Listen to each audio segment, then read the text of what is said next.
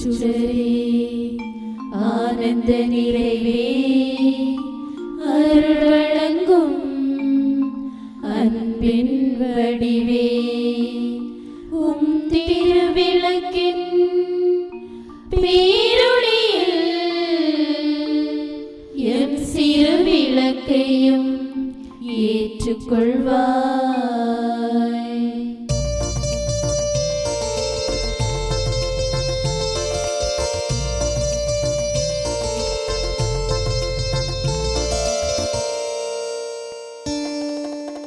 உந்தன சந்நிதி வருகின்றோ, அன்பின் நாயகனே தேவா. உந்தன சந்நிதி வருகின்றோ, அன்பின் நாயகனே. அன்பிலே நாங்கள் அரசொன்று அமைக்க, அன்பிலே நாங்கள் அரசொன்று அமைக்க, ஆதாரம் நீயே அருள் புரிவாயே. உந்தன சந்நிதி வருகின்றோ, அன்பின் நாயகனே. தந்தை, மகன், தூய ஆவியார் பெயராலே ஆமேன். ஆண்டவர் இயேசு கிறிஸ்துவுக்குள் வாழுகின்ற அருமையான என் சகோதர சகோதரிகளே, அனைவருக்கும் அன்பார்ந்த வணக்கங்கள், வாழ்த்துக்களை கூறி தவக்காலத்தினுடைய முதல் ஞாயிற்றுக்கிழமை இறைவார்த்தை சிந்தனை ஜெபத்திற்காக உங்களை அழைப்பதில் மகிழ்ச்சி அடைகின்றேன்.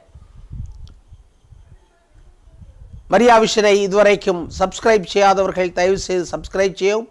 சப்ஸ்கிரைப் செய்கின்ற, கேட்கின்ற, ஜெபிக்கின்ற அனைத்து அன்பர்களும் நேயர்களும் உங்களுடைய நண்பர்கள், உற்றார்கள், உறவினர்களுக்கு இதை அறிமுகம் செய்து இன்னும் நிறைய சப்ஸ்கிரிப்ஷனை கொண்டு வர வேண்டும் என்றும் தாழ்மையோடு கேட்டுக்கொள்கின்றேன். சப்ஸ்கிரிப்ஷன் செய்கின்றவர்களுக்கு எந்த விதமான கட்டணமும் இல்லை என்பதையும் உங்களுக்கு அன்போடு தெரிவித்துக் கொள்கின்றேன். எனவே இந்த இறைவார்த்தைக்கு நாம் கடந்து செல்கின்றோம். இறைவார்த்தையானது மார்க்கு நற்செய்தி பிரிவு 1 12 முதல் 15 வரை உள்ள இறைவார்த்தைகளாக இருக்கின்றன. மார்க்கு நற்செய்தி பிரிவு 1 12 முதல் 15 வரை உள்ள இறைவார்த்தைகள். அக்காலத்தில் தூய ஆவியால் இயேசு பாலைநிலத்திற்கு அனுப்பி வைக்கப்பட்டார். பாலைநிலத்தில் அவர் 40 நாட்கள் இருந்தார். அப்போது சாத்தானால் சோதிக்கப்பட்டார். அங்கு காட்டு விலங்குகளிடையே இருந்தார். வானதூதர் அவருக்கு பணிவிடை செய்தனர். யோவான் கைது செய்யப்பட்டவன் கடவுளின் நற்செய்தியை பறைசாற்றிக் கொண்டே இயேசு கலிலேயாவிற்கு சென்றார். காலம் நிறைவேறிவிட்டது, இறையாட்சி நெருங்கி வந்துவிட்டது, மனம் மாறி நற்செய்தியை நம்புங்கள் என்று அவர் கூறினார். கிறிஸ்து வழங்கும் நற்செய்தி. கிறிஸ்துவே உமக்கு புகழ். இறையேசுவில் அன்புக்கு இனியவர்கள் அனைவருக்கும் மீண்டும் அன்பார்ந்த வாழ்த்துகள், வணக்கங்கள். ஆண்டவர் இயேசு எதற்காக பாலை நிலத்திற்கு சென்றார்? இது ஒரு பெரிய கேள்வியாக இருக்கிறது. எனவே இன்றைய மைய சிந்தனையானது பாலை நிலத்தில் பக்குவம் பெற்ற இயேசு என்று சொல்லுகின்ற மைய சிந்தனையை நான் எடுத்திருக்கின்றேன். பாலை நிலத்தில் பக்குவம் பெற்ற இயேசு. பக்குவம் பெறுவதற்கு படிப்பதற்கும் பள்ளிக்கூடத்திற்கு செல்வார்கள், பல்கலைக்கழகங்களுக்கு செல்வார்கள், மேலை நாடுகளுக்கு செல்வார்கள். ஆனால் பாலைவனத்தை நோக்கி ஒரு மனிதன் செல்லுகின்றான், ஒரு இளைஞன் செல்லுகின்றான். பாலை நிலத்திற்கு எதற்கு ஆண்டவர் சென்றார்? இயேசு என்று சொல்லுகின்ற இளைஞர் சென்றார். இது ஒரு மிகப்பெரிய கேள்வியாக இருக்கிறது என்று உங்களுக்கும் தோன்றலாம். நான் சிந்தித்து பார்த்தேன், தியானித்து பார்த்தேன். பாலை நிலத்திற்கு எதற்கு ஆண்டவர் சென்றார்? தன்னுடைய பிறந்த வளர்ந்த ஊரை விட்டு செல்லுகின்றார், யோர்தானுக்கு செல்லுகின்றார், திருமுழுக்கு பெறுகின்றார், அங்கிருந்து பாலை நிலத்திற்கு செல்லுகின்றார். பாலை நிலம் ஆட்கள் இல்லாதது, அரவம் இல்லாதது, சத்தம் இல்லாதது, சந்தடி இல்லாதது, வீடுகள் இல்லாதது, மரஞ்செடிகள் குறைந்து காணப்படக்கூடியதாக இருக்கும், எல்லா வசதிகளும் இருக்காது, தண்ணீர் இருக்காது. இப்படிப்பட்ட வறண்டு பறந்து விரிந்து கிடக்கின்ற பாலை நிலத்திற்கு ஆண்டவர் எதற்கு சென்றார்? என்னை பொறுத்த மட்டில் அந்த சாத்தான் சோதனை செய்தான் என்று சொல்லப்படுகிறதே 3 காரியங்கள். ஒன்று உணவு சாப்பிடுகின்ற சோதனை, இன்னொன்று அதிகாரத்தை பற்றி சிந்திக்கின்ற சோதனை, இன்னொன்று சொத்துக்களை பற்றி சிந்திக்கின்ற சோதனை. இந்த சோதனைகளை பற்றி ஆண்டவர் சிந்தித்து பார்த்திருக்கலாம். ஒருவேளை இதை பற்றி அறிவை ஆழமாக பெறுவதற்காக, சிந்திப்பதற்காக, தியானிப்பதற்காக தனிமையான இடத்திற்கு சென்றிருக்கலாம். மிக பொருத்தமான ஒரு சிந்தனையாக இருக்கிறது. எனவே ஆண்டவர் இயேசு தன்னை பற்றி சிந்திக்க வேண்டும், தன்னை பற்றி முழுமையாக அறிய வேண்டும், தன்னுடைய வாழ்வினுடைய குறிக்கோளை பற்றி தெளிவுபடுத்த வேண்டும், லட்சியத்தை தெளிவுபடுத்த வேண்டும், அதை கூர்மைப்படுத்த வேண்டும் என்று சொல்லுகின்ற சிந்தனையில் நிச்சயமாக பாலைநிலத்திற்கு தனிமையான இடத்திற்கு சென்றிருக்கலாம். இந்த பாலைநில அனுபவம் தான் ஒவ்வொரு மனிதனுக்கும் ஆன்மீகத்தை ஆழப்படுத்துவதற்கு செல்ல வேண்டும். நாம் நிறைய பக்தர்களை பார்க்கிறோம், நிறைய மனிதர்களை பார்க்கிறோம். தங்களுடைய வீட்டிலிருந்து தங்களுடைய ஊரிலிருந்து பல தூரமான இடத்திற்கு நடந்து செல்லுகிறார்கள்.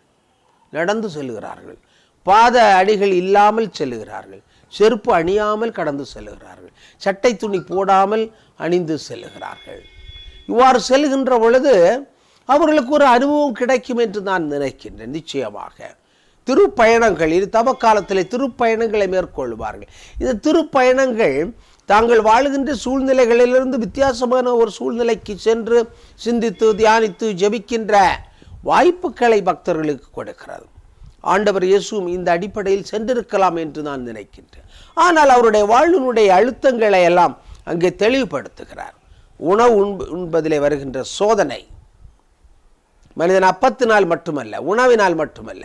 உணவு சாப்பிடுவதற்காகவே வாழுகின்ற மனிதர்களை பார்க்கின்றோம். வாழ்வதற்காக உணவல்ல, உணவிற்காக வாழ்வது என்று சொல்லுகின்ற தவறான தத்துவத்தை பின்பற்றுகின்ற மனிதர்களை பார்க்கின்றோம். அதுபோன்று அதிகாரம் என்று சொல்லக்கூடியது, அதிகார குவியலுக்காக தேடிக்கொண்டிருக்கின்ற மனிதர்களை பார்க்கின்றோம். திருச்சபையிலும் பார்க்கின்றோம், சமூகத்தில் பார்க்கின்றோம், அரசியலில் பார்க்கின்றோம். எல்லா விதமான அதிகாரம் தனக்கு இருந்திருந்தால் எவ்வளவு அருமையாக இருக்கும், எல்லோரும் தான் சொல்வதைப்படி கேட்டால் எவ்வளோ அதிகாரம் அருமையாக இருக்கும் என்று சிந்திக்கக்கூடிய மனிதர்கள் இருக்கிறார்கள். திருச்சபை அதிகாரத்தை பரவலாக்க வேண்டும், மையப்படுத்த வேண்டும் என்று சொல்லுகின்ற பொழுது இல்லை அவர்களுக்கு அதிகமான அதிகாரம் இருக்கிறது, அதை பணியாளர் மையமாக மாற்ற வேண்டும் என்று சிந்திக்கக்கூடியவர்கள் இருக்கிறார்கள். அதுபோன்றுதான் சொத்துக்கள் சுகங்கள் என்று சொல்லக்கூடிய, ஆஸ்திகள் என்று சொல்லக்கூடியது, இவற்றெல்லாம் பெருக்கிக் கொள்ள வேண்டும், தனக்கென்று பெருக்கிக் கொள்ள வேண்டும் என்று சொல்லுகின்ற 3 சிந்தனைகள் கிடப்பதை பார்க்கிறோம். ஆனால் ஆண்டவர் இயேசு என்ன செய்கின்றார்? பாலை நிலத்திற்கு செல்கின்றார், தனக்குள்ளே பயணிக்கின்றார், தன்னை பற்றி சிந்திக்கின்றார். உன்னையே அறிந்தால், நீ உன்னையே அறிந்தால் உலகத்தில் போராடலாம் அப்படின்னு சொல்லி பாடுகிறார்களே. நம்மை நாம் அறிய வேண்டும். என்னை எனக்கு தெரியுமா? என்னுடைய பலங்கள் என்ன, பலவீனங்கள் என்ன, ஆற்றல் என்ன, சக்திகள் என்ன, திறமைகள் என்ன, இவைகளை நான் எதற்காக உண்மையான கருத்தில் பயன்படுத்துகிறேன்? சமூகத்தினுடைய நலனுக்காக பயன்படுத்துகிறேனா? இல்லை என்னுடைய சொத்தை விரிவாக்கம் செய்ய, என்னுடைய பெயரை விரிவாக்கம் செய்ய, நான் மகிழ்ச்சியாக இருக்க, நான் மட்டும் மகிழ்ச்சியாக என்று சொல்லுகின்ற அடிப்படையில் செல்லுங்கள். பாலைவன அனுபவம் தேவை. டெசர்ட் எக்ஸ்பீரியன்ஸ், தனிமையில் இருக்கின்ற அந்த அனுபவம், அந்த தனிமையில் இருக்கின்ற அனுபவம் தான் நம்மை உருவாக்குகிறது. நமக்கு எதிராக வருகின்ற காரியங்களிலிருந்து நம்மை விடுவித்துக் கொள்வதற்கான ரெசிலியன்ஸ், ஸ்டாய்க் ஸ்பிரிச்சுவாலிட்டி ரெசிலியன்ஸை கொடுக்கிறது, தைரியத்தை கொடுக்கிறது. புறந்தள்ளப்படுகின்ற பொழுதும், புறக்கணிக்கப்படுகின்ற பொழுதும், எள்ளி நகையாடப்படுகின்ற பொழுதும், தவிர்க்கப்படுகின்ற பொழுதும், பாராமுகமாக பலர் இருக்கின்ற பொழுதும் நாம் தைரியமாக இருப்பதற்கும், நம்பிக்கையோடு இருப்பதற்கும், கடவுளை நம்புவதற்கும், நாம் எடுத்திருக்கின்ற பணிகளை தொடர்ச்சியாக செய்வதற்கும் எது பலம் தரும் என்று சொன்னால் இந்த பாலைவன அனுபவம் தான். நான் பலமுறை இந்த பாலைவன அனுபவம் என்று சொல்லுகின்ற அடிப்படையில் தனிமையில இருந்திருக்கிறேன்.